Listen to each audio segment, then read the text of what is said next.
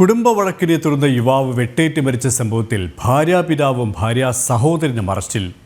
അരൂക്കുറ്റി സ്വദേശികളായ നാസർ, മകൻ റെനീഷ് എന്നിവരാണ് അറസ്റ്റിലായത്. പ്രതികളുമായി പോലീസ് സംഭവസ്ഥലത്ത് തെളിവെടുപ്പ് നടത്തി. നാസറിന്റെ മകളുടെ ഭർത്താവ് റിയാസാണ് കൊല്ലപ്പെട്ടത്.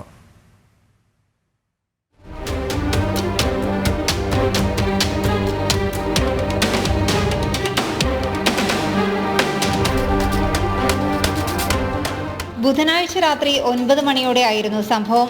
കൊല്ലപ്പെട്ട റിയാസ് വടുതലയിലുള്ള സുഹൃത്ത് നിബുവിന്റെ വീട്ടിലുണ്ടെന്നറിഞ്ഞാണ് ഭാര്യാപിതാവ് നാസറും ഭാര്യ സഹോദരൻ റെനീഷും എത്തിയത്.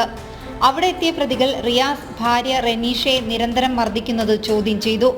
തുടർന്ന് ഇവർ തമ്മിൽ വാക്കേറ്റമുണ്ടായി.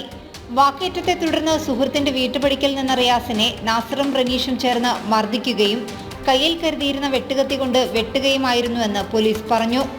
കൊലപാതകം നടന്ന സ്ഥലത്ത് പ്രതികളെ എത്തിച്ച് തെളിവെടുപ്പ് നടത്തി. കോടതിയിൽ ഹാജരാക്കിയ പ്രതികളെ റിമാൻഡ് ചെയ്തു. ജനം, ആലപ്പുഴ.